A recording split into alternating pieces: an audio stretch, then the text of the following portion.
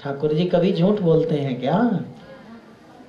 ठाकुर जी तो क्या है मालूम है? ये च वेद विदो विप्राहा ये चाध्यात्म विदो जनः ते वदन्ति महात्मानं कृष्णं धर्मं सनातनम।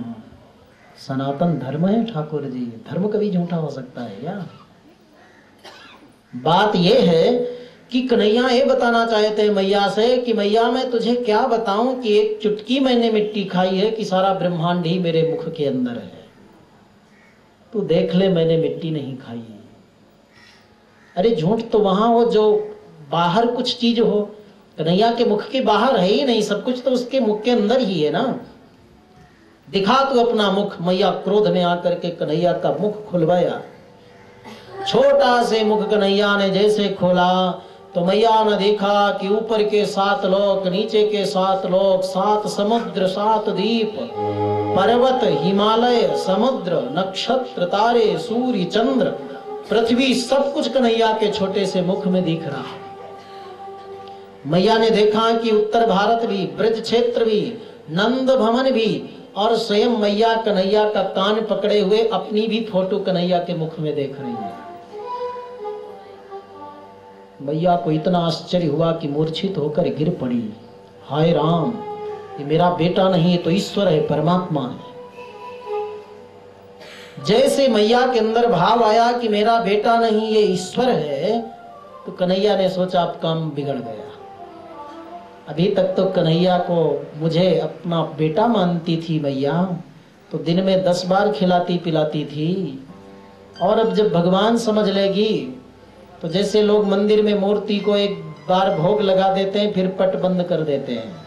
क्या कर रहे हैं? बोले ठाकुर जी सो रहे हैं, शयन कर रहे हैं। मैया अगर ऐसे मुझे भोग लगाएगी तो मैं परेशान हो जाऊंगा। ये भाव ठीक नहीं। मुझे तो सहज सहर रूप में मैया समझे, अपना बेटा समझे, इसी में मेरे को अच्छा लगेगा। इसलिए अवतार लेते हैं तो भगवान को जो कन्वा कहता है, कन्हैया कहता है, उसके ऊपर ज्यादा प्रसन्न होते हैं। गोपाल, कन्वा, कन्हैया, इन नामों से ठाकुर जी ज्यादा आनंदित होते हैं। ये धनुर्मास चल रहा है ना, तो गोदाम्बा जी ने तिरुप्पावई लिखा है। उस तिरुप्पावई में एक नारायण नाम लेती हैं, भगवान को कहती हैं संबोधन करके, और फिर क्षमा मांगती हैं। कहती मैंने नारायण नाम ले लिया, क्षमा कर दो। बोले नारायण नाम तो सबसे बड़ा है, फिर क्यों क्षमा मांगी? इसलिए कि आपको कृष्णावतार में कृष्ण, गोपाल, कन्वा, ये सब नाम ज्यादा प्रिय थे। मैंने नारायण नाम ले लिया तो आप मुझे क्षमा करो, इस भावना से क्षमा याचन करती हैं। तो मैया जैसे ईश्वर रूप में अनुभव किया तो कन्हैया ने अपनी माया को तुरंत अवतरित किया। तो इत्थम विदित तत्वायाम गोपिकायाम स ईश्वरः वैष्णवीं व्यतनोन्मायां पुत्र स्नेहमयीं विभु। कन्हैया के योग माया के आते ही मैया सब कुछ भूल गई। लाला के मुख में मैंने कुछ देखा था, सब विस्मृत हो गई।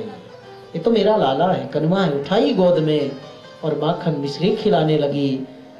इसलिए ठाकुर जी जब चाहते हैं तभी हम ठाकुर को पहचान पाते हैं। बिना उसके कृपा के, बिना उसकी इच्छा के पास रहने पर भी हम ठाकुर को नहीं पहचान पाते। सोई जानत जेहि देहु जनाई, सोई जानत जेहि देहु जनाई, सोई जानत जेहि देहु जनाई, सोई जानत जेहि देहु जनाई, जानत तुम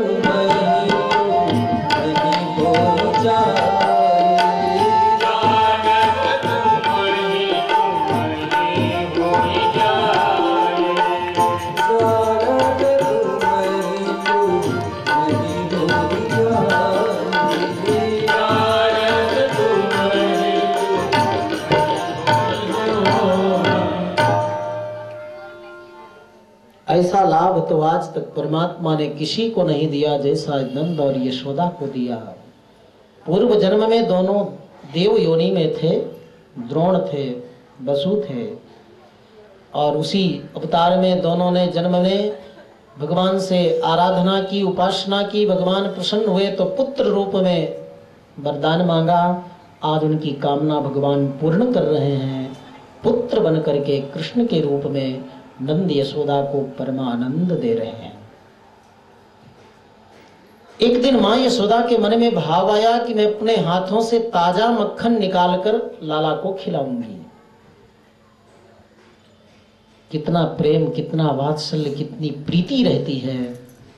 अपने हाथों से ठाकुर जी का भोग बनाओ, लड्डू बनाओ, सुंदर आभूषण वस्त्र बनाओ, फिर धारण कराओ, तो भगवान को अतिशय प्रिय लगता है। वे पुष्प बिखर जाते हैं, कान के कुंडल लचकारे लेते हैं। मैया एक ही विचार में है, आज ताजा मक्खन निकालकर लाला को खिलाऊंगी।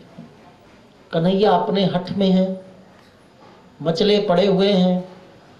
मैया मेरे को भूख लगी है, कुछ खिला दे, कल का ही मक्खन खिला दे, रोटी ही खिला दे, मिश्री ही खिला दे। मैया एक बात नहीं सुन रही लाला की। कन्हैया मचल पड़ते हैं। एक मटकी में मट्ठा रहता, नीचे गिरा लेते हैं, उसी को पूरे शरीर में लगाते हैं, तो भी मैया का ध्यान उधर नहीं गया। मैया जब लाला की बात नहीं सुनती तो कन्हैया रोते रोते अपने आंख में लगे काजल को पूरे मुख में फैला लेते हैं, तो भी मैया बात नहीं सुनती। इसी बीच में एक घटना घटी। मैया दूध पकाने के लिए आग में चढ़ा रखी थी। वो दूध उबलते उबलते नीचे गिरने लगा, तो कन्हैया ने देखा कि मैया अपने काम को, दधि मंथन को छोड़कर और दूध को उतारने के लिए चली गई। और जैसे दूध उतार कर नीचे रख करके फिर आई मंथन करने लगी, तो कन्हैया को बड़ा दुख लगा, और दुख के साथ साथ क्रोध भी आया। इतनी देर से मैं रो रहा हूं, मेरी चिंता नहीं, मेरे को भूख लगी है, मेरे भूख की चिंता नहीं मैया को, और दूध गिरने लगा तो अपना काम छोड़ करके दूध उतारने चली गई। इसका मतलब मैया का प्रेम मुझसे कम है और दूध से ज्यादा है। तो अतृप्तमुत्सृज्य जवेन सा यथा संजात कोपः स्फुरितारुणाधरम संदस्य दधिभिर्दधिमंथ भाजनम जघास हय्यंगवमंतरम गतः संजात कोपः स्फुरितारुणाधरम। कन्हैया को क्रोध आया तो नेत्र थोड़े लाल हो गए, दांतों से अपने होठों को दबा लिया, त्रिभंगी आकृति की।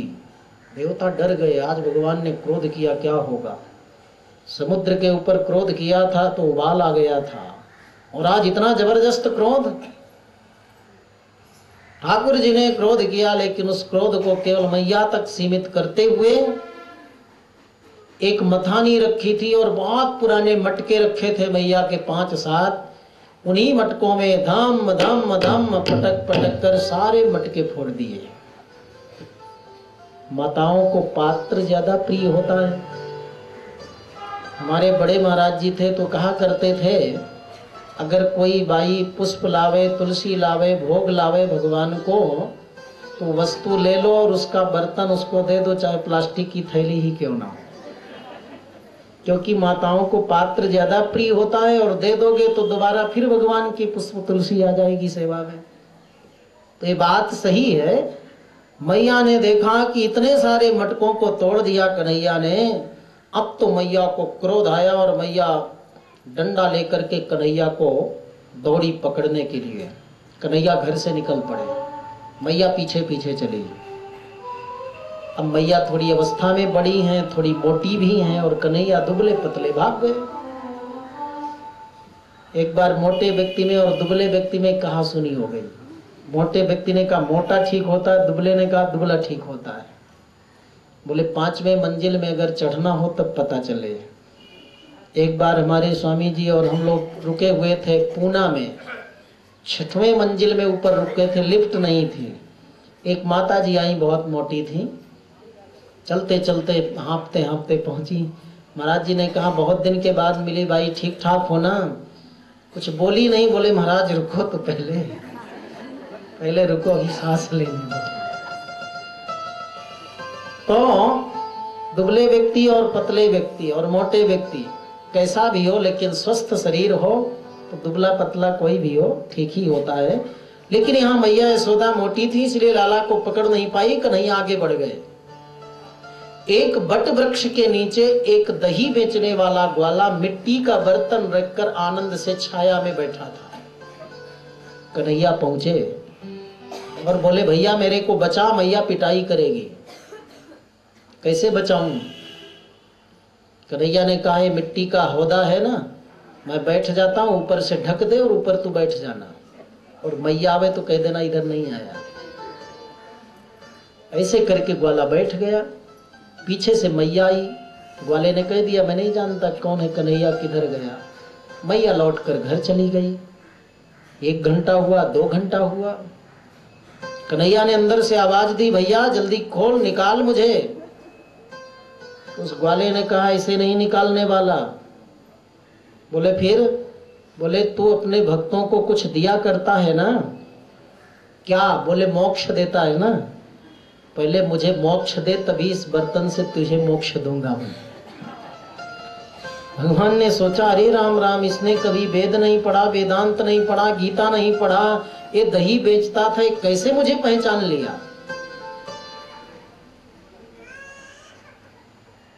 इसको मोक्ष दूंगा। लेकिन ठाकुर जी ने पूछा अरे भैया मैं तो स्वयं तुझसे मुक्ति चाहता, मुक्ति क्या जाम है मैं नहीं जानता। बोले मुझसे आज बहाना नहीं चलेगा तेरा, आज तुझे मोक्ष देना पड़ेगा। अरे मैं बाहर रहता तो मैया के 2-4 डंडे पड़ते मेरे ऊपर, और तू तो इसके अंदर बंद कर दिया, मेरे प्राण निकल जाएंगे। ग्वाले ने कहा तेरा प्राण निकले चाहे रहे, मैं कुछ जिम्मेदारी नहीं है मेरी, लेकिन तू मोक्ष देगा तभी निकालूंगा। ठाकुर जी ने देखा ऐसा विलक्षण प्रेम, ऐसी विलक्षण दृष्टि। ठीक है मैं तेरे को मोक्ष देता हूं, अब तो निकाल। बोला ऐसे निकालने वाला नहीं, मेरे परिवार में 10 लोग हैं, उनको भी मोक्ष दो। ठाकुर जी ने कहा उनको भी मोक्ष देता हूं। ग्वाले ने कहा देखो ये मिट्टी का बर्तन तुम्हें छिपाया है ना, इसको भी मोक्ष दो। ठाकुर जी ने कहा भैया उसको भी मोक्ष देता हूं, मुझे निकाल दो। इस अवतार में मिट्टी ने ढका, ग्वाले ने झूठ बोला तो भी ठाकुर जी ने मोक्ष दिया। रामावतार में दशरथ जी ने सत्य का पक्ष लिया तो भी मोक्ष नहीं मिला, स्वर्ग में निवास मिला। इसका मतलब सत्य और धर्म से भी बढ़कर कौन है? भगवान है। भगवान में ही तो सत्य धर्म आधारित है। इसलिए सत्य धर्म से भी ज्यादा प्रभु का मार्ग है। प्रभु को अपनाने के कारण, प्रभु वार्ता में लगने के कारण उस ग्वाले को और उस मिट्टी के पात्र को भी ठाकुर जी ने मोक्ष दिया। और वहां से चलकर आए तो मैया ने सोचा ऐसे काम नहीं चलेगा, लाओ इसको रस्सी से बांध देती हूं। जो सारे जगत को बांधता है आज मैया उसको रस्सी से बांधने चल रही है। सुखदेव जी कहते हैं परीक्षित अनुभव करो, न चांतर न बहिर्यस्य न पूर्वम नापि चापरम पूर्वापरम बहिश्चांतर जगतो यो जगच्चयः। जैसे वायु को कोई नहीं बांध सकता, आकाश को कोई नहीं बांध सकता, समुद्र को कोई नहीं बांध सकता, वैसे उस अनंत असीमित अखंड बोध अछेद्य परमात्मा को बांधने का साहस मैया कर रही है। जो असीमित है उसको सीमित रस्सी के द्वारा, बल के द्वारा, शक्ति के द्वारा बांधना चाहती है। रस्सी लाकर मैया बांधने लगी तो 2 अंगुल रस्सी छोटी पड़ गई। दूसरी रस्सी लाई, जोड़ी, फिर बांधना चाहिए, फिर छोटी पड़ गई। यदासीत तदपि न्यूनम तेनान्यदपि संदधे तदपि द्वयंगुलम न्यूनम यद यदादत्त बंधनम। पूरे घर की रस्सी जोड़ी लेकिन 2 अंगुल रस्सी छोटी पड़ जाती है। मैया को कन्हैया बताना चाहते हैं मैया तेरे मन में अभिमान आ गया, और जहां अभिमान आता है मैं वहां नहीं टिकता, मैं वहां नहीं बंधता, मुझे अभिमान से कोई नहीं बांध सकता। 2 अंगुल रस्सी छोटी पड़ती है कि भैया तेरे अंदर इस समय प्रेम कम हो गया, प्रीति कम हो गई, प्रीति और प्रेम से ही मैं बंधता हूं। मैया समझ नहीं पाती तो अंतिम में शरणागति है ना, समर्पण। ठाकुर के सामने बस यही निवेदन करना, न धर्मनिष्ठोस्मि न चात्मवेदी न भक्तिमास्तच्चरणारविंदे अकिंचन, मैं अकिंचन हूं। मैया थक गई, शांत हो गई, रो पड़ी, रस्सी लेकर के दूर फेंक दिया। तो स्वमातुः स्विन्न गात्राया विस्रस्त कवरस्रजः दृष्ट्वा परिश्रमं कृष्णः कृपयासीत स्वबंधने। मैया को शांत दुखी देख करके कन्हैया ने कृपा की अपने बंधने के लिए। एवं संदर्शिता ह्यंग हरिणा भृत्य वर्षता। और कन्हैया रो पड़े, अठला पड़े। उसी समय मैया ने सोचा चलो एक बार और देखती हूं, और जैसे रस्सी कटी भाग में लगाकर उलूखल में बांधी, वैसे कन्हैया मैया के हाथ में बंध जाते हैं। बोलिए भक्त वत्सल भगवान। हरिणा भृत्य वस्यता, भृत्य माने अपने भक्त के कैसे भगवान परवश होते हैं कि रस्सी से बंध जाते हैं।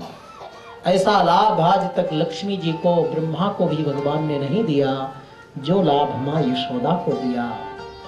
मैया ने उलूखल में बांध कर कन्हैया को और फिर दधिमंथन करने लगी। आज भी हम अगर ठाकुर जी को बांधते हैं तो केवल प्रीति से, प्रेम से ही उनका अनुभव कर सकते हैं। अरे लोक दृष्टांत में हम देखते हैं किसी को प्रेम से आदर से बुलाते हैं तो आपके निमंत्रण आमंत्रण में आता है, और अगर आप कह दो हमारे यहाँ चले आना भोजन करने, कोई आएगा क्या? नहीं आएगा। आपके प्रीति, आपके प्रेम, आपके स्नेह, आपके व्यवहार पर ही रीझ कर व्यक्ति अपने सारे काम छोड़कर आता है। तो सर्वेश्वर भगवान भी क्या चाहते हैं? आपसे प्रीति चाहते हैं। भक्ति का नाम क्या है? प्रीति पूर्वक मनुध्यानम भक्ति रित्यभिधीयते। प्रीति पूर्वक ठाकुर जी को याद करो, यही तो भक्ति है। पूरा इतिहास देख लो, जिसने ठाकुर को बांधा है प्रेम से ही बांधा है। प्रेम के बंधन में मोहन बन गए, प्रेमियों ने जो बनाया बन गए। प्रेम के बंधन में मोहन बन गए, प्रेम के बंधन में मोहन बन गए। ओ प्रेमियों ने जो बनाया बन गए। जान वीरों की लड़ाना ले सका, जान वीरों की लड़ाना ले सका। आप भेजा था पुरानी बदल गए, आप भेजा था पुरानी बदल गए। ओ प्रेमियों ने जो बनाया बन गए, प्रेमियों ने जो बनाया बन गए। प्रेम के बंधन में मोहन बन गए, प्रेम के बंधन में मोहन बन गए।